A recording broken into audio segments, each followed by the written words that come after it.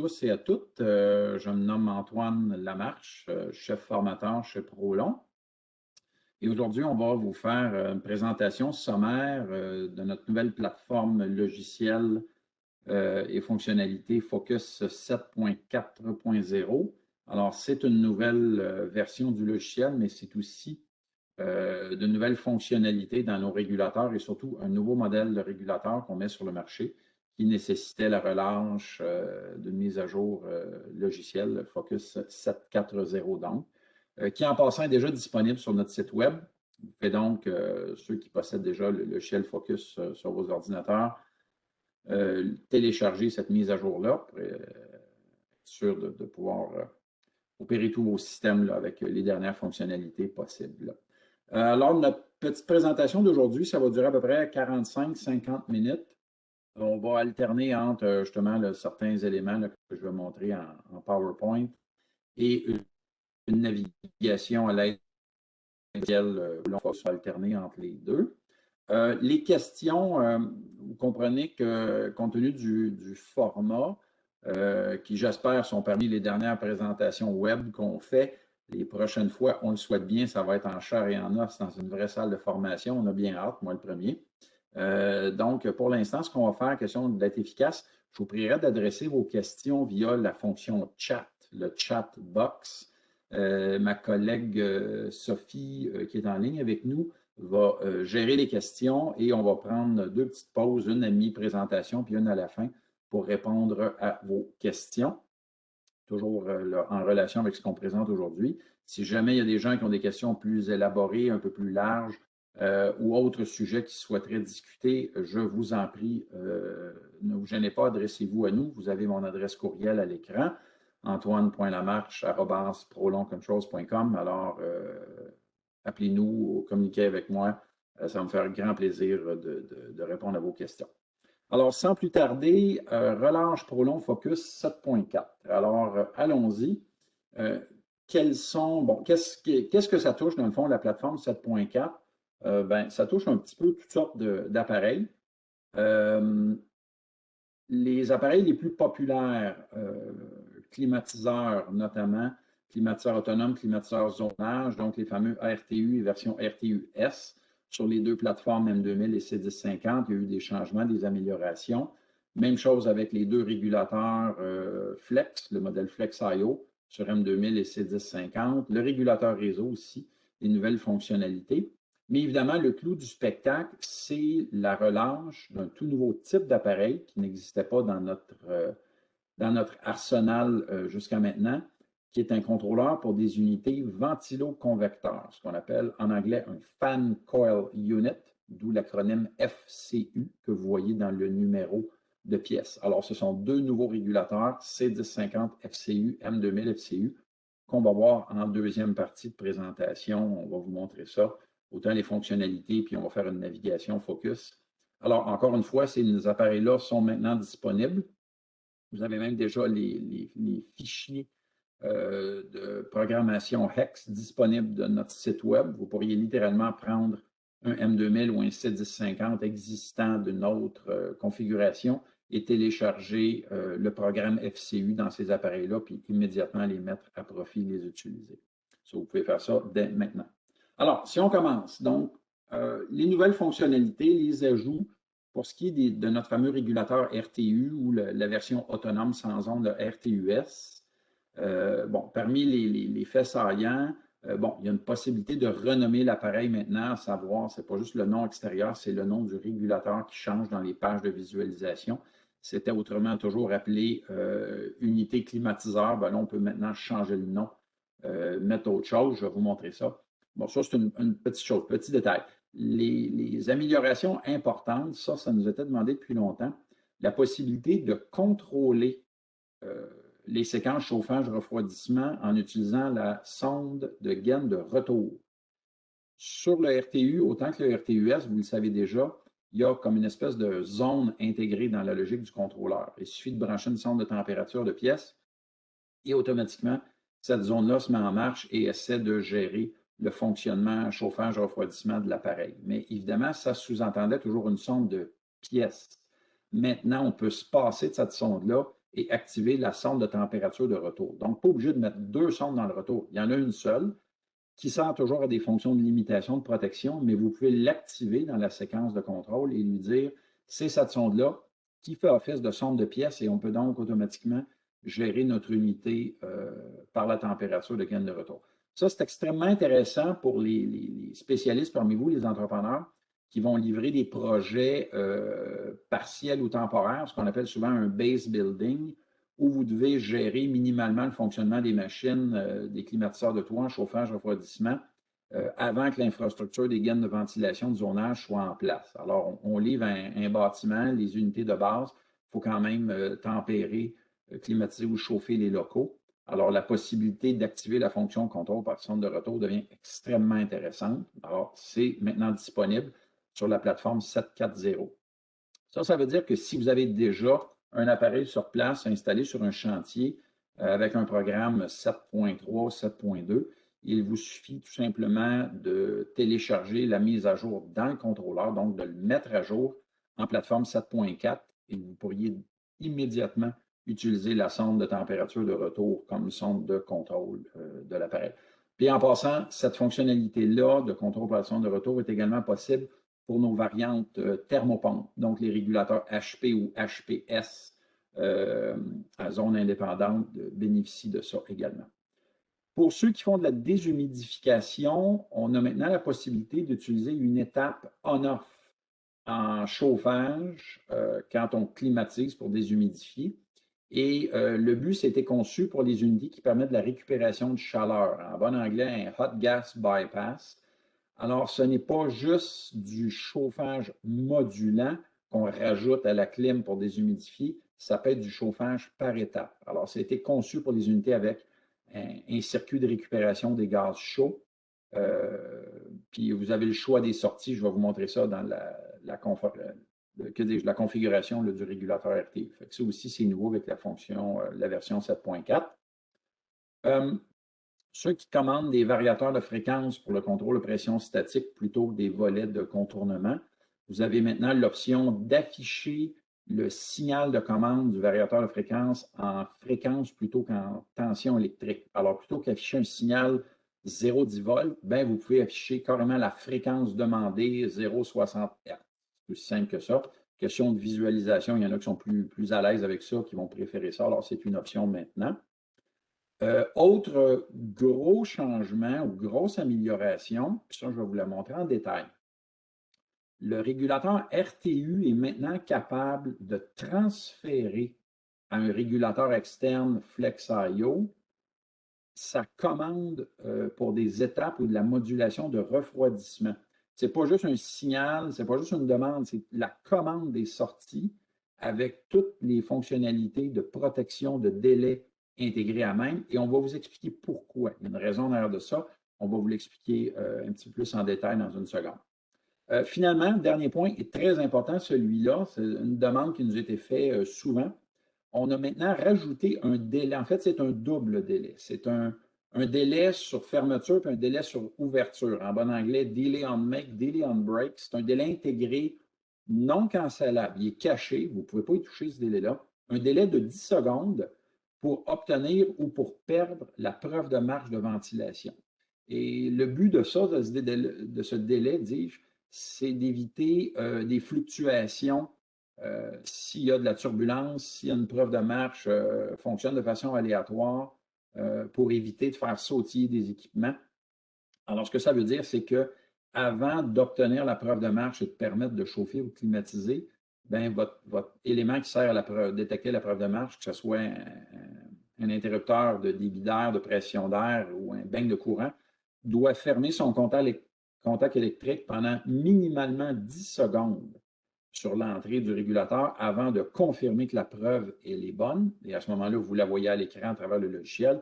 Et à l'inverse, quand vous perdez la preuve de marche, il faut que le contact soit ouvert minimalement 10 secondes avant de confirmer la perte de la preuve et donc que le système est finalement à l'arrêt. Ça, encore une fois, ça évite certains problèmes qu'on rencontre sur des unités qui, en changeant de vitesse ou avec des VFD, peuvent soudainement avoir une petite chute de pression qui pourrait faire débarquer un airflow switch pendant 1 ou 2 secondes, puis reprendre tout de suite après. ça évite les espèces de coupures transitoires, coupures parasites là, qui causent beaucoup de problèmes dans les séquences de fonctionnement. Alors, on a intégré ces doubles délais-là et tous les appareils qui ont des preuves de ventilation sont influencés par ça. Alors, c'est les RTU, RTUS, Fan Coil, le Make-up Air aussi. Bref, nos différents appareils qui doivent aller chercher des preuves de ventilateur vont désormais avoir ce nouveau délai de 10 secondes.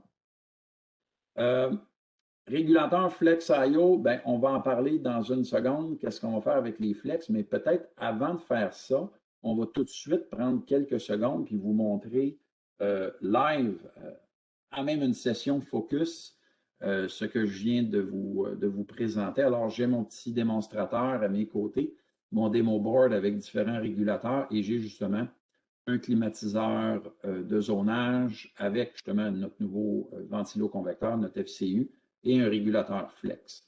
Alors, si j'ouvre le régulateur de climatisation,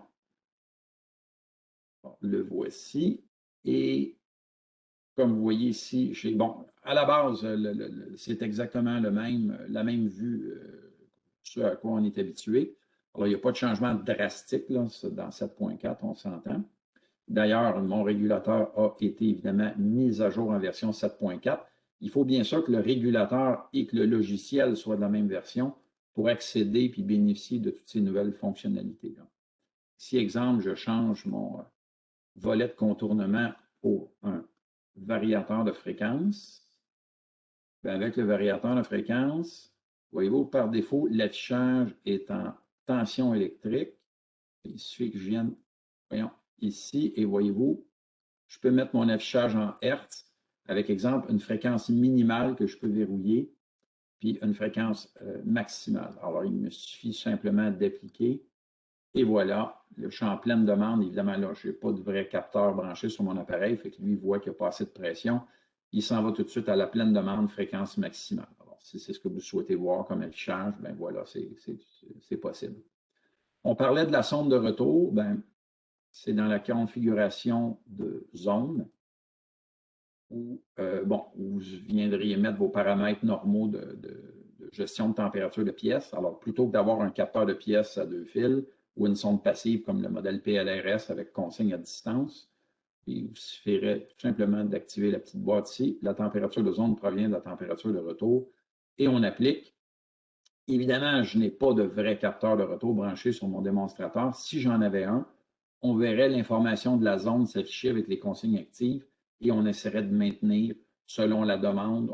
Du moins, on tiendrait compte de l'influence de cette zone interne-là par la sonde de retour pour venir commander les fonctions de chauffage et de refroidissement. Évidemment, ici, j'ai déjà des zones branchées parce que c'est un régulateur de zonage RTU, puis on voit la demande mathématique exprimée ici à moins 100 %.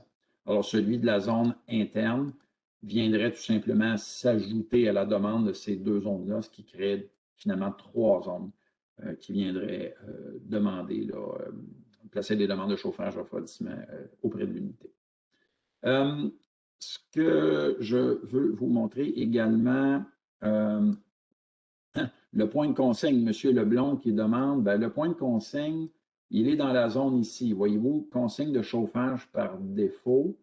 Si vous n'avez pas de rhéostat de consigne à distance, comme celui de la sonde PLRS. Alors, si vous avez un régulateur M2000 RTU ou M2000 RTUS, vous avez deux entrées, l'entrée 5, l'entrée 6 sur le régulateur. L'entrée 5, c'est pour votre sonde de température de pièce et l'entrée 6, c'est pour le potentiomètre de consigne, s'il s'agit de la sonde passive PLRS. Mais ici, la beauté de l'avoir par la sonde de retour, c'est qu'il n'y aura rien de branché sur l'entrée 5 et l'entrée 6 parce que c'est votre sonde de retour qui, je crois, est branchée sur l'entrée numéro 3, si je ne m'abuse, de notre régulateur, qui fait office de sonde de pièce. À ce moment-là, votre consigne, vous pouvez venir la gérer ici. Fait que la beauté, c'est qu'il n'y a personne qui va toucher à rien. L'unité va fonctionner très, très, très bien ici. Et oui, pour répondre à ta question, Olivier, le T1100, c'est un régulateur de zone au même titre qu'un régulateur comme ceux qu'on voit ici, fait qu'il viendra commander une distance, mais il ne vient pas influencer la consigne interne ici du régulateur, qui est vraiment comme une zone à part à même le régulateur. Fait qu'on comprend que le but de ça, le but de ça, c'est surtout d'avoir une opération temporaire dans la plupart du temps, dans le cas d'un design en base building, au moins pour fournir chauffage et refroidissement au local, le temps que l'ensemble des systèmes de zone et des différents régulateurs et thermostats soient raccordés et puissent acheminer une demande par communication régulateur. C'est souvent perçu comme une mesure intermédiaire, là, le temps que le projet soit complété. Parmi les nouveautés importantes, notre appareil M2000 dispose de deux sorties. Un petit peu. Ma souris fait des petits caprices. Alors, notre appareil permet 1 à 2 étapes de refroidissement parce que sur le régulateur, il y a les sorties binaires 2 et 3. La sortie binaire 1, c'est le ventilateur, donc la sortie binaire 2, la sortie binaire 3 font respectivement les étapes de climatisation Y1 et Y2. Qu'est-ce qui se passe si on a un très gros appareil de climatisation qui fait 3, même, voire 4 étapes de refroidissement et qu'on applique ça? On ne dispose pas de 4 sorties physiques sur l'appareil M2000 pour administrer toutes ces fonctionnalités-là, pour contrôler tous ces compresseurs-là. C'est impossible. Alors, qu'est-ce qu'il a fallu faire dans le passé? C'est écrit carrément dans le petit texte d'aide ici qui accompagne. Il faut utiliser une interface externe venant d'un autre fabricant. Ce n'est pas Prolon qui fabrique, qui n'a ni conçu ou fabrique ça. Ça s'appelle un DMUX. Ça vient de l'entreprise américaine ACI. C'est une petite plaquette électronique qui reçoit un signal codé qu'on émet en pulsation sur la sortie Y1 et qui va convertir cette pulsation-là en 1, 2, 3 ou 4 étapes de climatisation mécanique. Voici le problème. Le manufacturier ACI nous a prévenu, il y a déjà quelques temps de ça, qu'ils vont abolir la production de cet appareil-là. Donc, ils vont cesser la production du modèle DMUX. Et ce n'est qu'une question de temps. Il y a des inventaires encore disponibles pour quelques temps. Ce n'est pas une inquiétude qu'on a, mais l'appareil va terminer sa production sous peu et ne sera plus disponible dans quelques temps. Alors, ça nous prenait une solution de rechange pour être capable d'offrir encore des séquences à 4 étapes de climatisation. Et on sait que notre M2000 n'a pas ces 4 sorties physiques-là. Alors, qu'est-ce qu'on a choisi de faire? Bien, regardez bien. J'active la séquence ici à 4 étapes. Et on a une nouvelle fonction mathématique qui a été créée justement avec la plateforme 7.4 où une fonction, je peux prendre n'importe laquelle, la fonction MAT1, MAT2 gère déjà la logique chauffage-refroidissement de l'appareil même, parce que ça, c'est les fonctions d'analyse venant de nos ondes.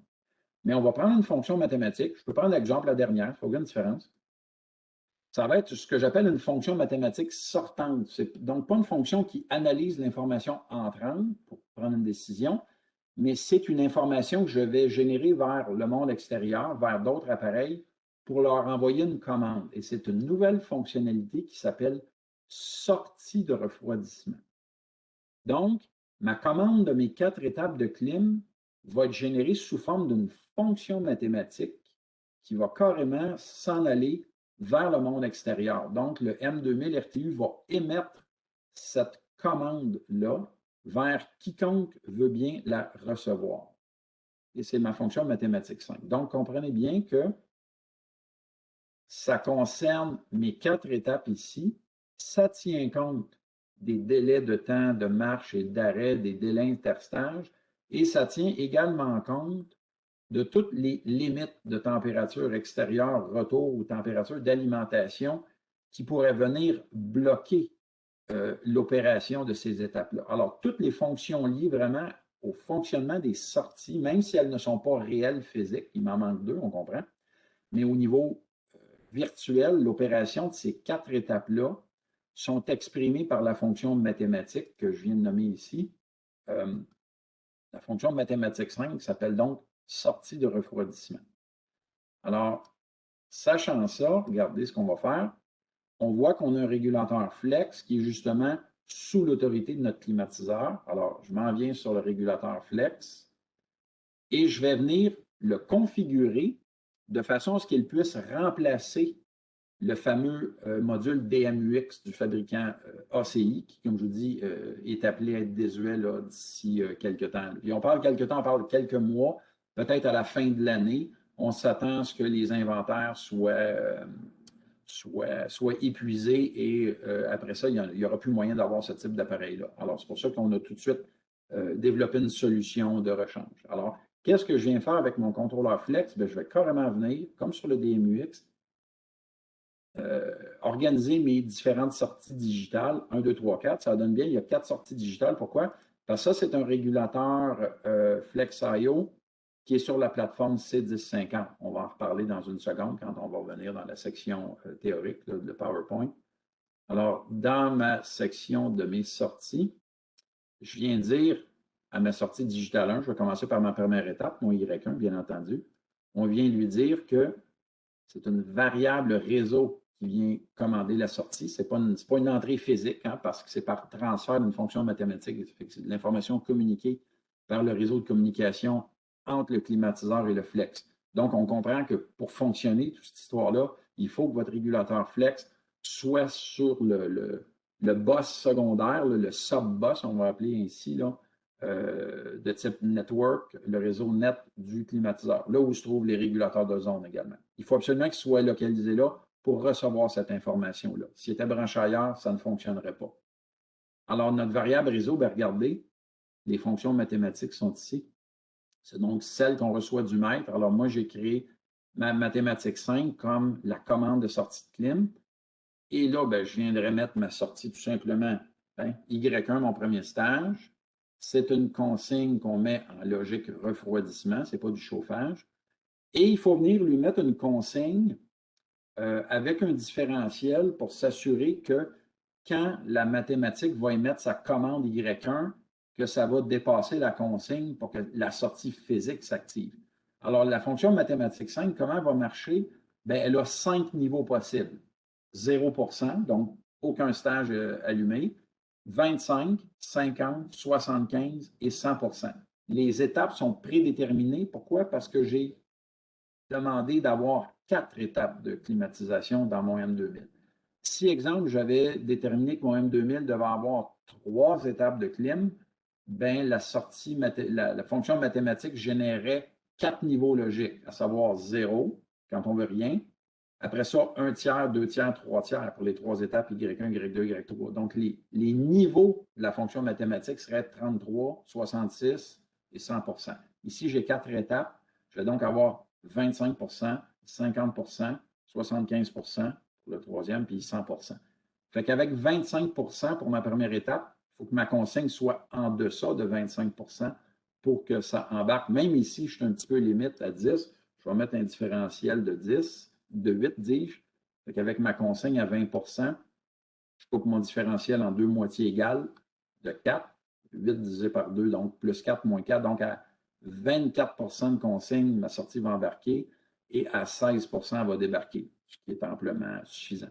Fait que j'aurai déjà ma première étape Y1 configurée comme ça. Après ça, je m'en viens à ma deuxième digitale. Encore une fois, je viens de dire que c'est une variable réseau, que c'est ma mathématique 2. Je viens de l'appeler Y2. Oups, c'est parce que là, j'ai fait Enter trop vite, excusez-moi. Elle, je vais lui mettre une consigne, exemple, à 40 parce que la Y2 va arriver avec 50 de demande de ma valeur mathématique, mon climatiseur. Puis bien entendu, elle n'est pas en chauffage, elle est en refroidissement, et ainsi de suite. Je viens de faire mon Y2. Après ça, je viendrai à ma sortie Digital 3 faire mon Y3, puis après ça, faire mon Y4. Et je viens donc littéralement de remplacer la plaquette DMUX par un C1050. On peut même faire encore mieux que ça dans le régulateur RTU. Si ce n'est pas de la climatisation mécanique que j'ai, exemple, en fait, ce n'est même pas un climatiseur de toit, c'est un système en H avec comme dispositif de climatisation un serpentin avec une valve d'eau refroidie. Ça existe, on sait que notre M2000 est régulièrement utilisé pour ce type d'application-là. Alors, à ce moment-là, ça nous prend une sortie analogique. Le problème, c'est que sur le M2000, physiquement, il nous manque une sortie analogique pour faire cette séquence-là. Il fallait donc, encore une fois, se tourner vers le fabricant ACI pour utiliser une autre de leur interface, la PTA2, qui convertit la logique pulsée vers un signal analogique. Donc, ça nous crée artificiellement une troisième sortie analogique pour être capable de commander une valve d'eau glacée. bon, ben, on n'a qu'à mettre notre sortie en mode analogique dans notre régulateur de clim. Puis, ben, après ça, on s'en vient dans notre flex. On vient juste dire notre sortie analogique. Il y a une sortie analogique sur le C1050 Flex. Et à ce moment-là, elle aussi, on la met en variable réseau sur notre mathématique 5, puis on vient mettre ici sortie clim, puis on partirait un point de consigne à 1, puis on le mettrait en proportionnel à 99 pour que l'échelle soit exactement celle du climatiseur. Donc, on est capable de remplacer les deux interfaces de ACI, la DMUX et la PTA2, par un régulateur flex qui, ma foi, je pense même coûte moins cher. Puis vous donne bien d'autres fonctions tant qu'à faire parce qu'il y a d'autres entrées, d'autres sorties sur le flex là, qui peuvent servir à d'autres usages. Fait que c'est un petit duo intéressant. Et ouais, je viens de voir une question posée. On ne se sert pas du DO2, DO3. Ça, c'est quelque chose sur lequel on est en train de se pencher pour un développement futur, être capable de récupérer les sorties inutilisées à cause de la logique de 3 et de 4 stages. Alors, soyez patients. Il va y avoir quelque chose qui va s'en aller dans le bon sens avec ça, mais ça ne sera pas avant Focus 8 et probablement début de l'année 2022. Là, je suis en train de vous envoyer un petit scoop, là, mais c'est des choses sur lesquelles on est en train de plancher actuellement. C'est ce que je voulais vous montrer de ces nouvelles fonctionnalités-là avec justement le climatiseur et le flex, qui sont d'ailleurs de plus en plus scindés l'un à l'autre. On peut faire de plus en plus de choses. D'ailleurs, je ne vous cacherai pas qu'on est en train d'évaluer le développement d'un véritable module d'expansion au régulateur RTU qui va être fait à partir de la même plateforme C1050. Donc, quelque chose d'encore plus poussé, d'encore plus évolué qui va être capable de fonctionner avec cet appareil-là. Donc, on va retourner à notre petite présentation. J'ai vu quelques questions passer juste avant qu'on retombe justement dans le Flex et les autres appareils. Peut-être juste jeter un œil dans le chat box. J'ai vu quelques questions. En fait, j'ai vu pas mal de questions passer. Bon, le point de consigne, Olivier a répondu, le T1100. L'enregistrement de la formation partagée, oui, en effet, ça va être disponible parce qu'on est en train de l'enregistrer comme on se parle. DO2, DO3, Daniel, bien, comme on vient de dire, on est en train de regarder la possibilité de réutiliser ces sorties-là, puisque l'analyse maintenant se fait par fonction de mathématiques externes. Alors, on va trouver une façon de récupérer ça. Pour 4 stages chauffage, non, parce qu'on peut aussi envoyer la fonction de mathématiques en chauffage vers le module Flex. Donc, le Flex devient littéralement un module d'expansion au RTU. Fait que oui, on peut faire 4 stages de clim ou 4 stages de chauffage, ou même les deux en simultané. On envoie juste 2 fonctions mathématiques. Par exemple, une math 5 en clim, puis une math 4 en chauffage. Puis ça prendrait 2 modules Flex sous l'autorité du RTU. Fait que ça se ferait très bien là, dans un cas comme dans l'autre. OK, on va juste reprendre ici. Oups! Je vais aller juste un petit peu trop vite, excusez-moi. Attendez un peu. Prendre, donc RTU, ça c'est réglé. OK, on commençait à parler des flex. En fait, je vais peut-être devancer un petit peu en vous montrant le flex en navigation focus. Un petit retour en arrière pour ceux et celles qui auraient peut-être manqué les présentations qu'on a fait plus tôt ce printemps. On a parlé d'une nouvelle plateforme physique qu'on lançait qui s'appelle la C1050.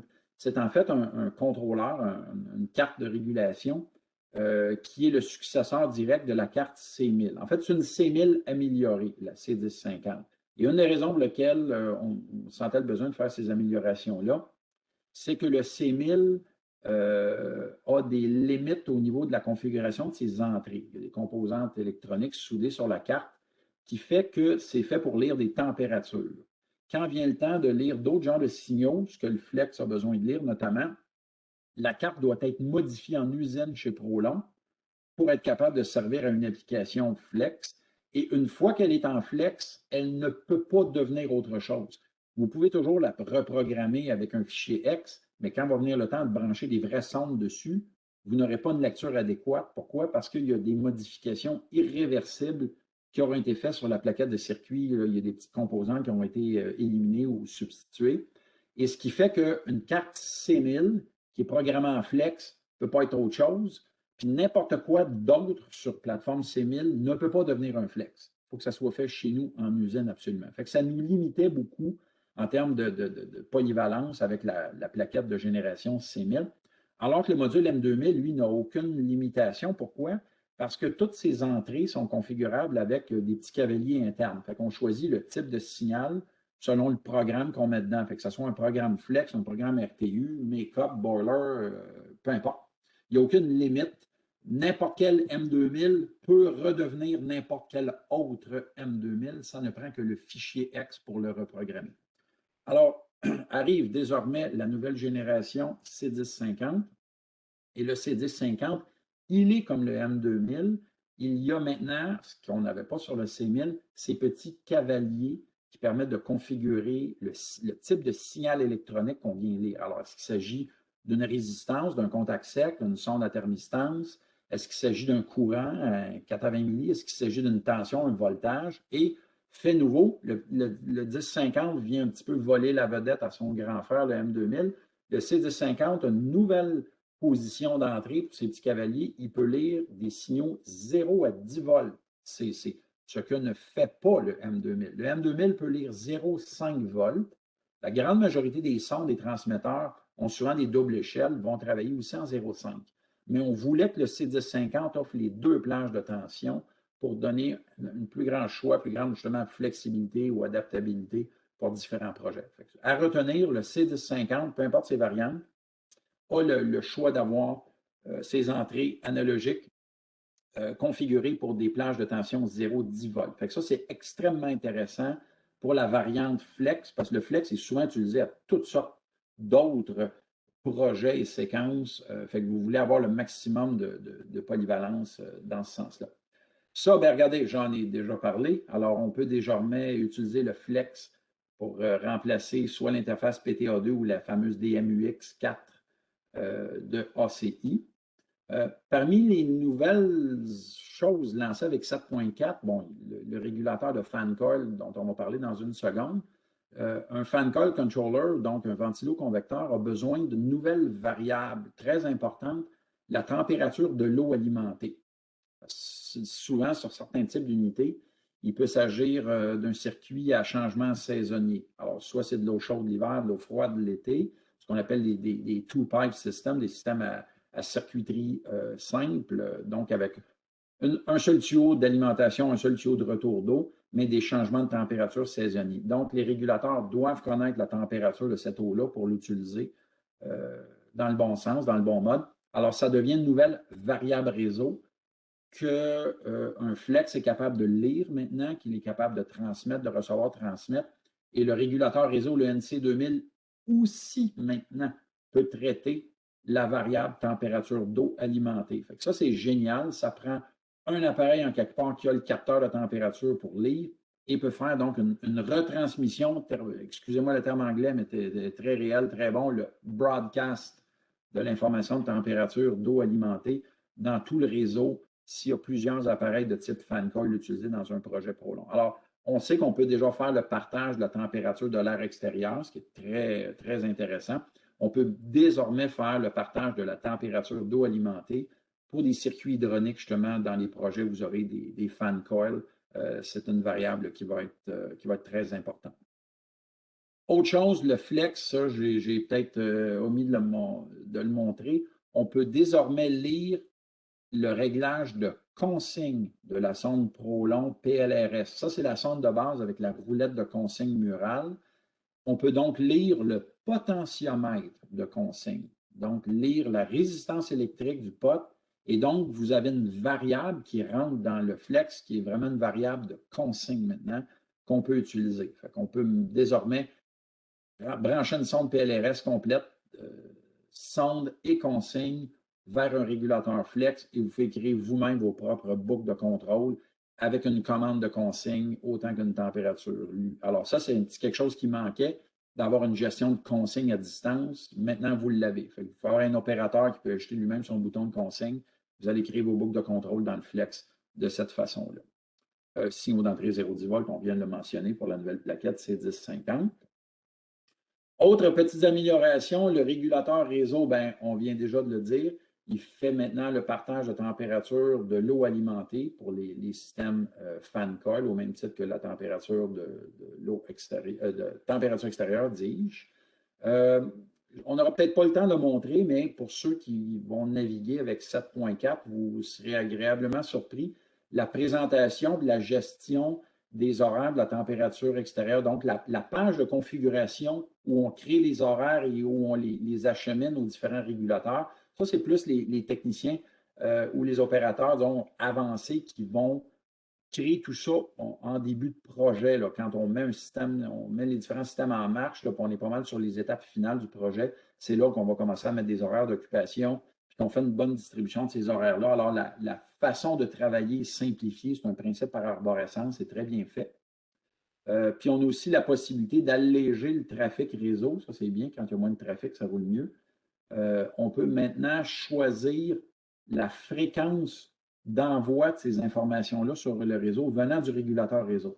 On s'entend qu'une température extérieure, on n'a pas besoin de l'envoyer aux 5 secondes. Je pense qu'on pourrait l'envoyer aux 10 minutes, même une fois par heure, ça serait quasiment assez pour que les différents régulateurs fassent leur travail intelligemment. Alors, on peut jouer avec cette fréquence d'envoi d'informations qui permet justement d'éliminer un trafic inutile puis améliorer un peu la performance de communication. Parce que plus ça va, plus on fait voyager l'information sur notre réseau ProLong.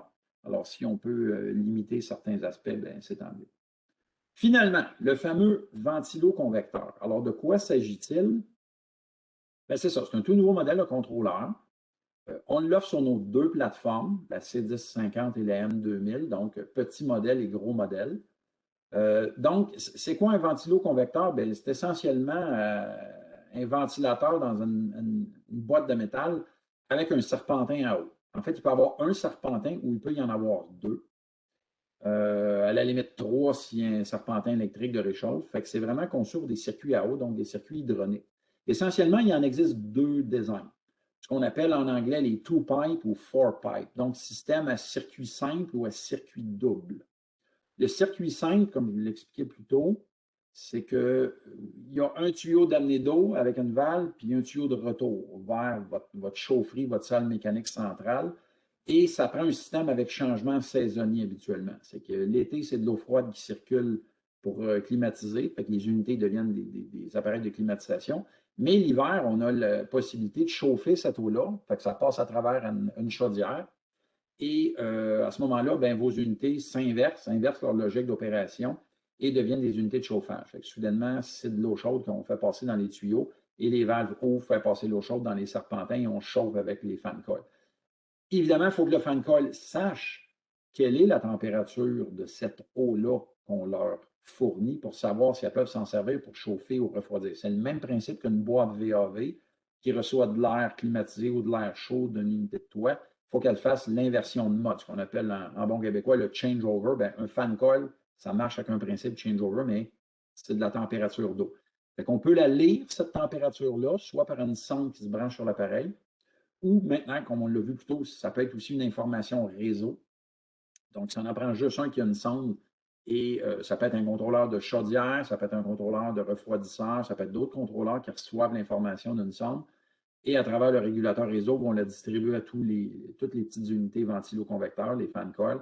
Et à ce moment-là, chaque unité sait si on lui fournit de l'eau chaude, de l'eau froide, qu'est-ce qu'elle peut faire avec cette eau-là, si elle peut s'en servir, ouvrir sa valve ou non. Ça, c'est les circuits à deux tuyaux. Les circuits à quatre tuyaux, bien évidemment, c'est deux fois plus complexe parce que c'est double de tuyauterie qui traverse le bâtiment. Mais l'avantage, c'est qu'on peut chauffer et climatiser comme on l'entend.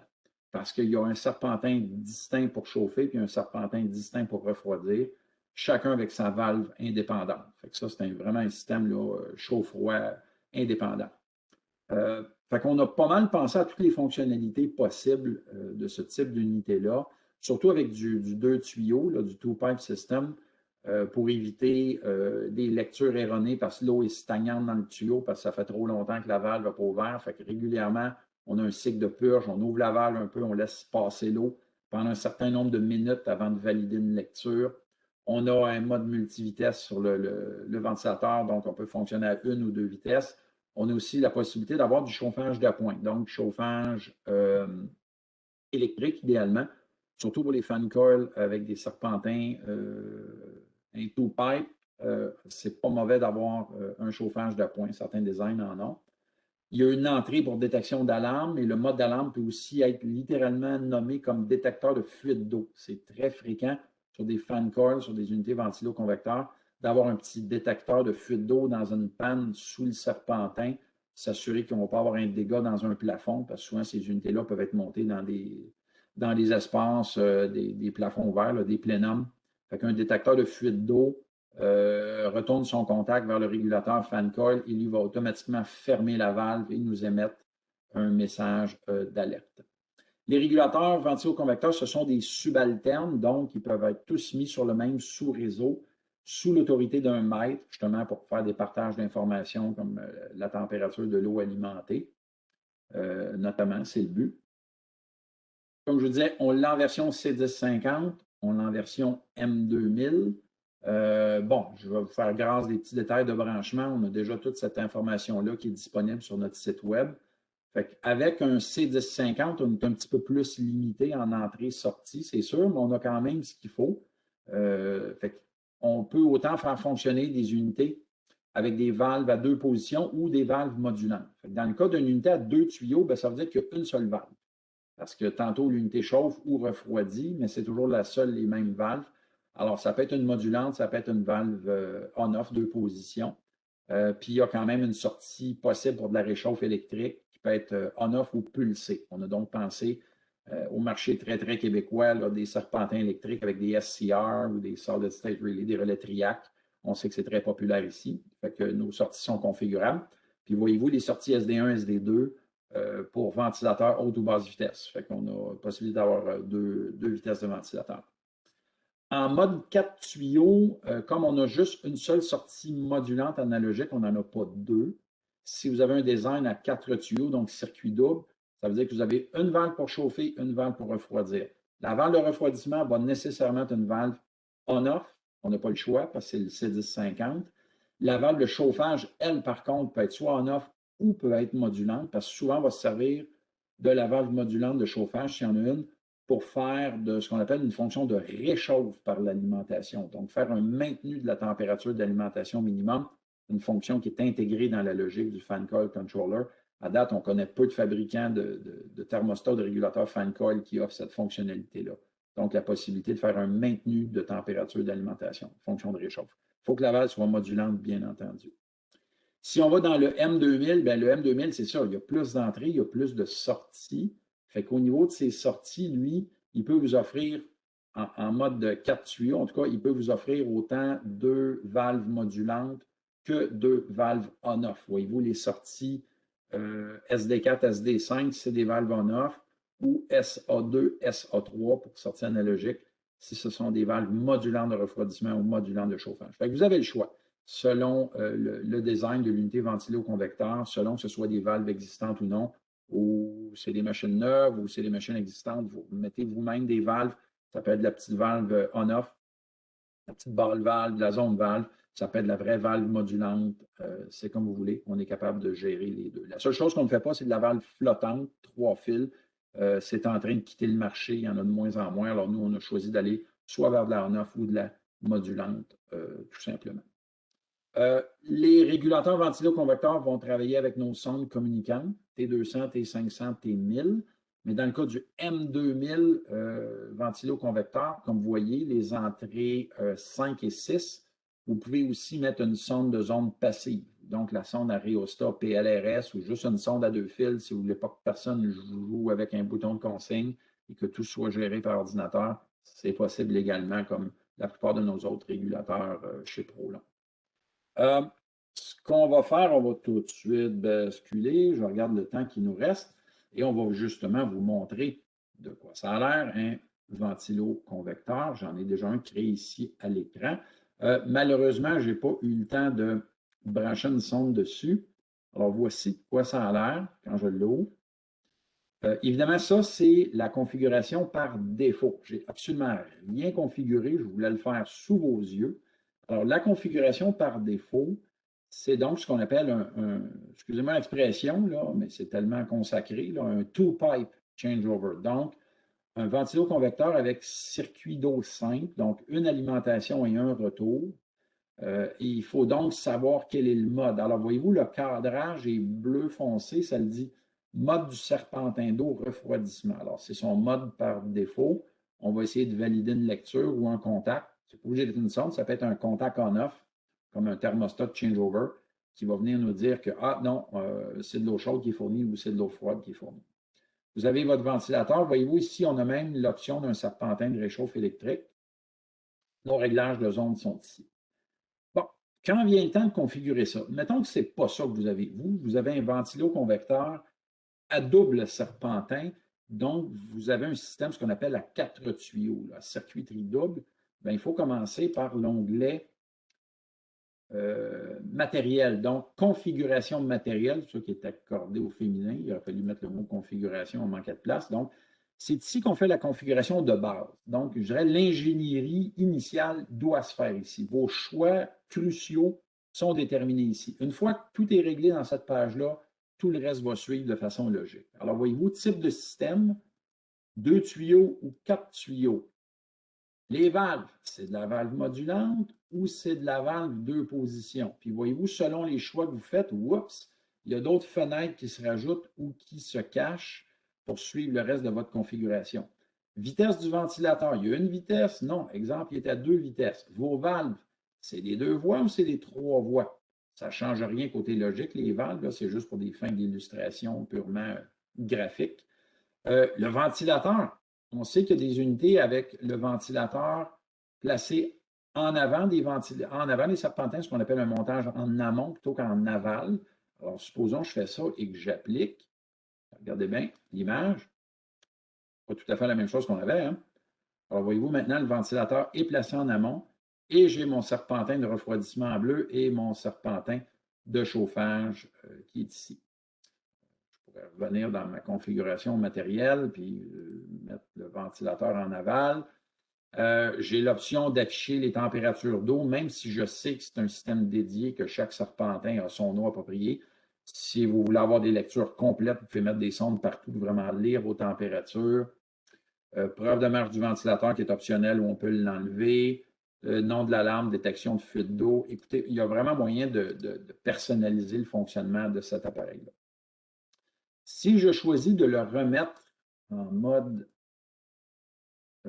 two-pipe, donc circuiterie simple à 2 tuyaux, ben là, bon, puis exemple, j'ai une valve modulante, j'ai pas de réchauffe. OK, qu'est-ce que je viens choisir après ça? Je vais appliquer ma configuration. Comment je détecte? Parce qu'il faut comprendre une chose, c'est qu'avec un système à 2 tuyaux, ah, voyez-vous, regardez, mode du serpentin invalide. Qu'est-ce qu'il me dit ici? C'est que là, il y a besoin qu'on lui confirme quelle est la température de cette eau-là pour savoir est-ce que je vais offrir de la clim ou du chauffage. Il doit absolument le déterminer. Il n'aime pas ça rester dans le néant. Alors, il faut venir à l'onglet valve et aller dans la section inversion. Bon, tous les paramètres techniques sont ici. Alors, si vous avez des valves modulantes, à quel seuil de demande vous modulez votre valve, quelle est votre bande proportionnelle, regardez, tout se configure. Puis ça peut être sujet à être mémorisé sous forme de modèle, faire du copier-coller sur d'autres régulateurs dans le cadre d'un projet. Alors, voyez-vous l'inversion? Ça peut être une sonde ou ça peut être un contact. Alors, voyez-vous, si j'applique contact sec indique eau chaude. Alors, si au lieu d'avoir une sonde d'inversion, il y a déjà ce qu'on appelle un pipe thermostat qui vient vous donner un contact sec, bien voyez-vous, quand le contact va fermer, ça va me dire qu'il est en chauffage. Là, le contact est ouvert. Regardez, ça le dit ici à l'écran, contact d'inversion ouvert. Mon cadre est en bleu, alors mon mode est en refroidissement. Alors, si j'avais une demande de refroidissement dans ma pièce, s'il se mettait à faire chaud, bien, ma valve modulerait. Il y aurait circulation d'eau dans le serpentin et je pourrais fournir ainsi de la climatisation. Voyez-vous ici, ventilateur, commande basse vitesse, preuve oui. Un ventilateur multivitesse, comment marchent les vitesses? On pointe sur le ventilateur, double-clic. Et c'est ici qu'on fait la gestion des vitesses du ventilateur. Alors, selon l'état d'occupation, on va partir la basse vitesse selon le mode occupé. Et en fonction de la demande, puis tous les seuils sont ajustables, on va venir gérer gérer, dire notre seconde vitesse, notre vitesse élevée. Alors, moi, je pourrais dire ici qu'il faut que ma demande ou ma position de valve ait atteint au moins 50% avant d'accepter de passer en vitesse élevée, ou beaucoup plus élevée, beaucoup plus bas. Bref, tout ça s'ajuste, tout ça se règle. Vous pouvez donc vraiment personnaliser la performance de cet appareil-là. Ça a l'air peut-être complexe, mais finalement, c'est assez simple. Il n'y a pas tant de choses que ça. C'est juste de comprendre la configuration de base qui, évidemment, va, passez-moi l'expression, faire un fit avec l'unité mécanique ventilo-convecteur. C'est un ventilateur à une à deux vitesses. C'est un système à serpentin simple ou double. Les valves sont modulantes ou on-off.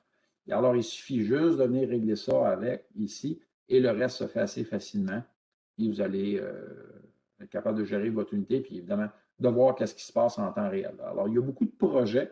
On en a de plus en plus. Justement, c'est pour ça qu'on a lancé cet appareil-là, qui nous sont demandés pour faire du ventilo-convecteur, des chaînes d'hôtels, dans les chambres d'hôtel. D'ailleurs, certains projets, on les a fait avec un autre modèle régulateur, un RTUS, alors que le ventilo-convecteur aurait été l'appareil idéal pour faire le projet. Ça fonctionne quand même bien avec un RTUS, mais au moins ici, on a des fonctionnalités qui sont vraiment spécifiques à l'opération de ventilo-convecteur. Alors, c'est pour ça qu'on a lancé cet appareil-là. Comme je vous dis, l'appareil est déjà disponible, les programmes sont disponibles sur notre site web. Allez sur notre site www.prolongcontrols.com. Vous pouvez mettre à jour votre logiciel version 7.4.0. Je vous encourage tous et toutes à le faire le plus rapidement possible, sachant que tout ce qui sort de notre atelier à partir de maintenant est déjà en plateforme 7.4.0. Donc, tous les régulateurs qui ont subi justement des changements, des améliorations, sont désormais livrés en version 7.4.0. Si vous voulez voir et exploiter ces nouvelles fonctionnalités-là, ça vous prend donc le logiciel 7.4.0 sur vos ordinateurs respectifs. Si vous ne l'avez pas, le pire qui va arriver, c'est que certaines fonctions vont être cachées dans le fond d'écran du régulateur. Au pire, vous allez avoir un message d'erreur qui va dire « Oups, telle fonctionnalité ne peut pas être utilisée », mais vous allez quand même être capable de naviguer sans trop de problèmes. Évidemment, on vous encourage à vous mettre à jour. Comme je vous dis, nos ventilo-convecteurs ainsi que tous les autres appareils qu'on voit ici sont déjà disponibles pour commande immédiate. Ça fait le tour. Je pourrais vous en parler des heures. Le but, c'était juste de vous faire un tour d'horizon de ce nouvel appareil-là. Je ne sais pas si on a de nouvelles questions. J'ai une question ici. Il n'y a pas d'option pour 4 tuyaux, mais un seul coil avec une valve 6 voies. OK, ça, il faudrait déterminer ça. Un 6 voies, mais ça demeure un fan coil quand même avec un seul serpentin. En fait, non, on ne peut pas faire un système 6 voies, parce que le système 6 voies, dans le fond, c'est qu'on a un système à 4 tuyaux, mais un serpentin. Alors, je sais qu'il existe une valve Belimo 6 voies, mais à date, en Amérique, on ne semble pas vraiment voir ce type d'unité-là sur le marché. Ça reste à voir où ça s'en va, mais pour l'instant, non, on peut pas faire ça. Est-ce qu'on peut se servir de DO3 pour un ventilateur 3 vitesses sur le M2000? Ça demeure à être considéré. On y a pensé 3 vitesses. On a choisi de lancer le FCU avec un design 2 vitesses pour l'instant. Et on a hâte d'avoir du feedback du marché. On a hâte d'avoir de vos réponses. Et si en effet, il y a une demande accrue pour faire du 3 vitesses, parce que ça ne semblait pas évident, fait qu'on s'est dit on va lancer 2 vitesses. Si en effet il y a de la demande pour 3 vitesses, ben écoutez, ça ne sera qu'un fichier X à mettre à jour et on pourra éventuellement le lancer parce que oui, on a de la marge de manœuvre au niveau du M2000. Fait qu'on pourrait lancer une 3e vitesse, mais pour l'instant, on a préféré attendre de voir comment ça va se comporter. Honnêtement, ça c'est mon grain de sel personnel, je m'attends à ce qu'on vende plus de C1050 FCU, parce que le C1050, c'est un plus petit appareil, beaucoup moins coûteux, qui va sans doute correspondre aux besoins du marché pour des petits fan coils. Puis évidemment, le nombre limité de sorties sur le C1050 ne permettait pas 3 vitesses de ventilateur. Fait qu'on verra où le M2000 s'en va avec ça, ça reste à voir. question ici, d'où provient l'information de la température d'eau alimentée? Bien, c'est une variable réseau maintenant. Fait que vous pourriez avoir un ventilo-convecteur ici qui a cette lecture-là. Il faudrait juste que je vienne mettre que je suis en mode sonde ici. Et dès que je viens lire ma lecture ici, ben, dans mon régulateur réseau, je vais vous l'ouvrir à l'instant. Regardez, distribution. C'est parce que je ne l'ai pas activé, c'est parce qu'il ne l'a pas, mais la fonction existe. Eau d'alimentation, fait qu'il vient la lire, puis il vient la réacheminer. Fait que c'est une variable réseau. On peut la lire sur le flex également. Il y a aussi le contrôleur de chaudière et le contrôleur de refroidisseur, le chiller control, qui ont la capacité de lire cette information-là.